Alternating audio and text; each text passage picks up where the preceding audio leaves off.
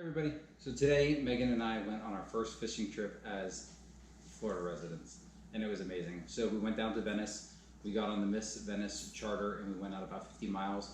It was a 12-hour trip and what you see in front of us is what we caught. So I think I got that one and maybe one of these each. Megan caught the rest. You see here a 3 red grouper. The smallest is the one that I got. Megan got the 2 biggest and I believe this was the biggest fish caught all day on the boat. Now, over here we have 2 keeper red snapper, which Megan caught. Neither one of us have ever caught red snapper prior to today, so catching a new species is always phenomenal. And we're going to do a cook taste test tomorrow between the red snapper, the red grouper, and then what you see over here. So you've got 4 lane snapper, real beautiful in color.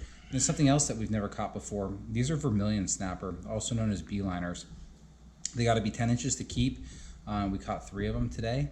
And so we're really interested to try to cook these up and have a taste test. Nice. Nice fish.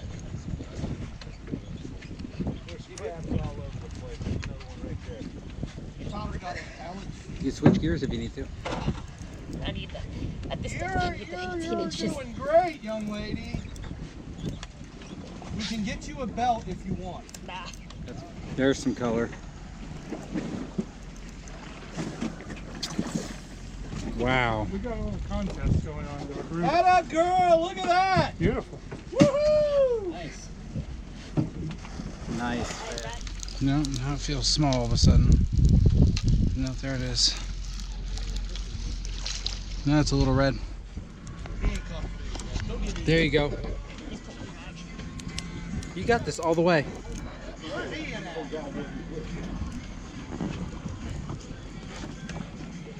Holler for Ian. Good, good, good, good, good. Ian! Holy crap, you are crushing it today.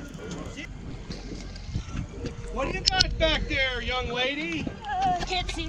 That's a nice grouper. Grouper! Yeah. Woo! Look at you! She got another one. Yep.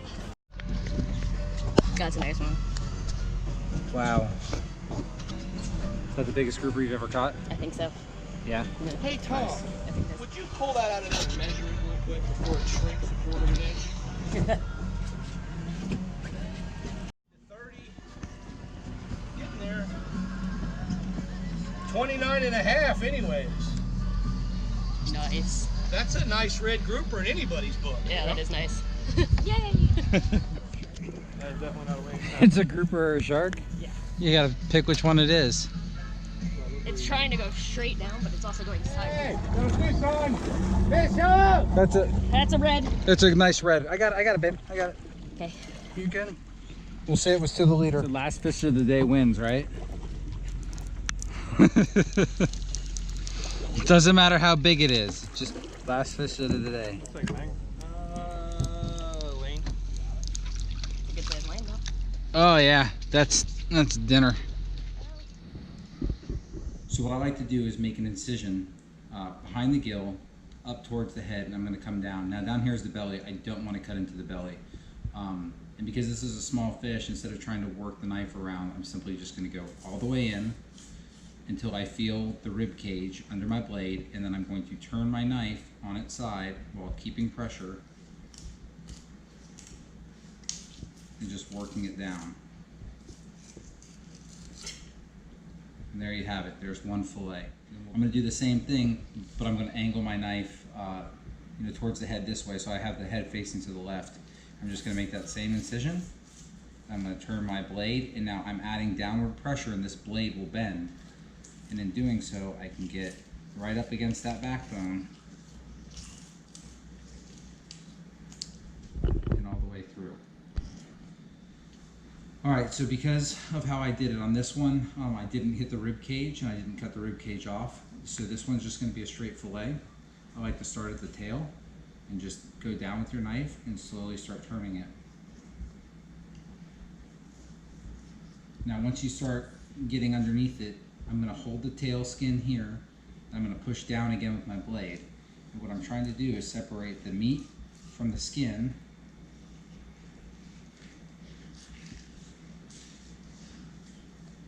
end up with the fillet with no skin on it, and then we'll toss the skin in the sink. Now the last step to this, on these snapper, there are pin bones. And if you run your finger along the fish, you can actually feel the pin bones sticking up. So the best way to do it is to feel where the pin bones start and where they stop, and just make a little incision, one to the left of the pin bones and one to the right of the pin bones. And you're going to remove this little triangle piece, which is why when you see snapper fillets, oftentimes you're going to see a V-notch cut out, and that's a good snapper fillet. Alright, so we're going to do a bigger fish next, and we're going to do the grouper. The reason we're doing this one instead of the red snapper is because grouper have grouper cheeks, and so we're also going to be removing those.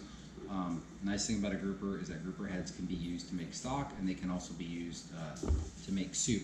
So when you get a grouper like this, we're going to break down the fish, we're going to take the fillets, we're going to take the cheeks, which are a delicacy, and we're also going to put the head aside. We're going to put it back on ice and then eventually vacuum seal it, and we'll use it in a later video. So to get started, we're going to do something very similar. With these fish, just be careful. They've got these fins, and down here these ones are okay to touch, but up here you can see this spike, and this spike is really, really, really sharp. You know, let me cut one down so you can see it. And when you're handling these fish, you got to be careful because this thing will pierce your finger. So anyway, let's get started. So on this fish, his gills come all the way back here, and so we're going to do the same thing. We're going to come behind the gills, and we're going to make sure not to cut into the belly. And I'm just going to make a solid cut all the way down. Okay? Now, I don't want to lose any meat, so what I'm going to do is I'm going to turn the fish around, and I'm going to start cutting right down the top of his backbone, and I'm going to be pressing my knife blade all the way. So after you make the first incision, sometimes it's hard to find out where the back exactly is. So I like to bring my knife down here, okay, and just make a little incision with the tip of your knife blade. Now I'm doing this a little bit backwards so I can show you in the camera. Now what I'm doing again is I'm pressing down on the tip of this blade against that backbone, okay, and now I'm going to do the front part. In the interest of safety though, let me just do it like this here. Cut my hand. I've seen way too many videos where people are cutting towards themselves. Okay, so again, I'm pressing down. Now I'm going to get my thumb up under here. Let me just finish this incision. Okay. And I'm going to start peeling the meat back. Alright, so I just finished the ribs up on that part, and you can tell because it separates real easy. Now, it normally doesn't take this long. I'm just going real slow so I can show you the process that I do. So don't be intimidated by if it seems like it takes too long, because it really doesn't. So I just went through the tail there, and now the last piece here is to just work the ribs. And look, this isn't a perfect, you know, there's not a perfect science to this. Every fish is going to be a little bit different, and if you end up cutting through some rib bones and you have to cut them out later, so be it. So right there I just did intentionally so I can show you how to remove them.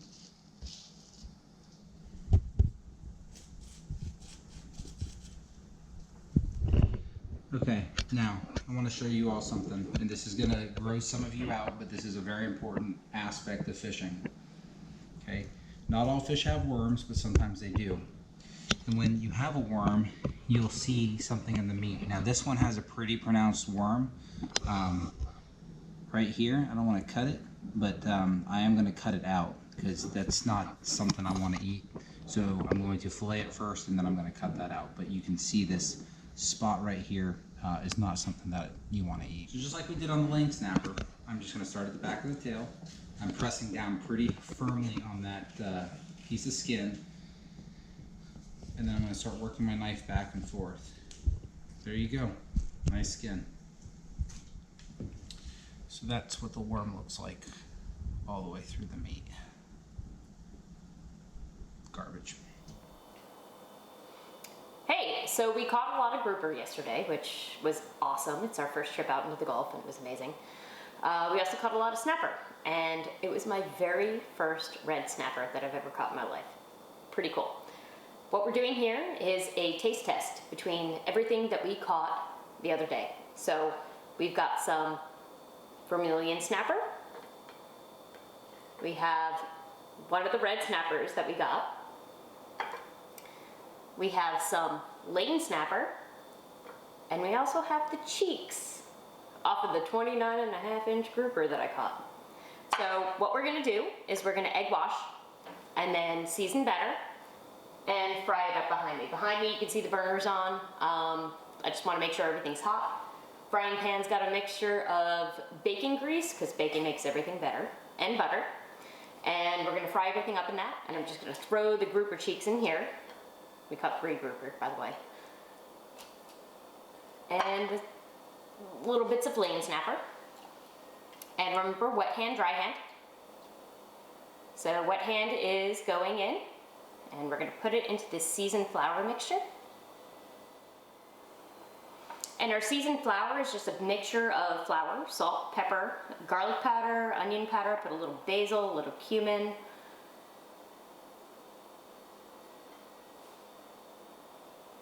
And here come the cheeks. Okay, so here you go. We've got a mixture of butter and some bacon grease. And I'm doing the initial snapper test. Right there we go.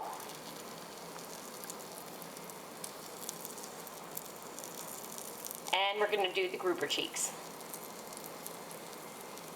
And you don't need these to be totally coated, you just need like a light dusting of flour and seasoning, and that should be enough. But you do want to hear that sizzle. When you put your fish in, you want to make sure that you hear that sizzle. Okay, so the next batch that we're going to do is the vermilion snapper. So they're also called beeliners. I've already dredged them. We're going to put them up on the plate. Getting ready to fry up. And then we're going to do, this is gorgeous, look at this, red snapper fillet. Alright, so what are we trying first? I said the grouper cheeks, because grouper cheeks are amazing. We've had them. Oh, we already know they're amazing. So let's go for the red snapper. Oh, so you changed it up? Okay, I so did. red We're snapper. going for the red snapper. Okay. I can't wait, this is going to be good. Alright, so red snapper, we'll cut off a little chunk here. Wow, it's just flaky. There's yours. Now, my understanding is you did light seasoning, so as we do our taste test.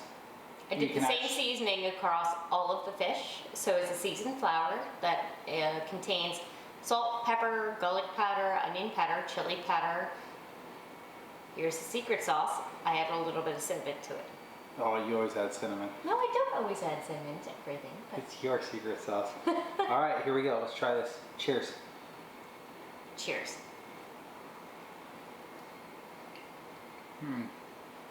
Do your favorite taste of cinnamon? Wow.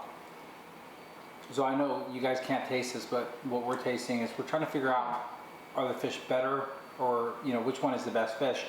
So this is a light seasoning, and I say the snapper, you get a little bit of firm meat. And a lot of flakiness. And a lot of flakiness. This flour that we do, we'll put some ingredients in the description below if you want to try to replicate it, but this fish is really good. Do you want to go grouper cheek? Or do you want to go lane? Let's go all snapper? Let's go all snapper. I like it. Alright, so the beeliner, the vermilion. Here's the beeliner. Alright, hold on. This is a big piece. We'll just cut this one in half here. Cheers.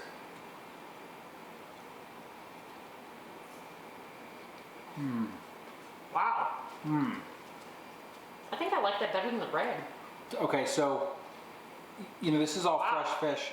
There is a slight fishiness to it, but the meat is almost a little bit sweeter. That's nothing to do with the flour. This meat is, I think this is better. I think this is better than the red. Okay. We've had lane snapper before, but side by side with these other ones, let's give this one a shot. Wow, the beeliner was pretty good. That was really good. So beeliners have to be 10 inches, so if you're wondering why they're so small, that's why. They weren't very big, but flavor all there. Alright, cheers. No, kind of bland. Kind of mushy. Yeah. Yeah, so we've had fresh lane snapper in the past. I mean, lane is good if you're gonna get snapper. I mean, don't get me wrong. Snapper is snapper and it tastes good all the way around. Yeah, fresh snapper is delicious. But this lane snapper doesn't compare to the vermilion. So right now, vermilion is number 1. I would say so. That bean liner was pretty good. Red is number 2, and lane is number 3. Yep. All right, You can have mine. I can have yours. Let me just dip in this honey mustard and just there we go. There we go. Okay. Last is the grouper cheeks, which are amazing. All right, for the grouper cheeks, we've got, you know, a handful of them left. So we're gonna try these without the sauce, and then we're gonna add some sauce to it. But I'm really excited to try it. So cheers. Cheers.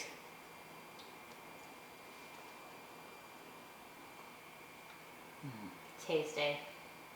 So tasty.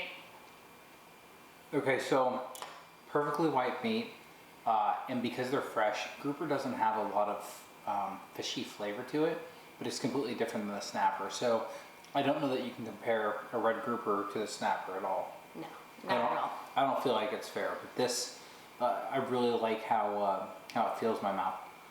Fresh fish makes all the difference in the world. Makes totally the difference. So I could eat this entire plate Tray. of food right here, the whole tray. And Megan's already fished out, but I'm going to benefit from it because it's, you know, it goes in my belly. But thank you for humoring me on all this fish. You did a fantastic job with the seasoning. High five. Very nice. I'm going to turn off the camera now. I'm going to continue to eat, but I hope you guys enjoyed this video. One more grouper cheek. How about that? Oh, one more. One more? I think we can do one more. Oh, hey, so for all you That's watching, amazing. this is a first. When she says she's fished out, normally she walks away. So this is saying something. So I guess grouper's number 1.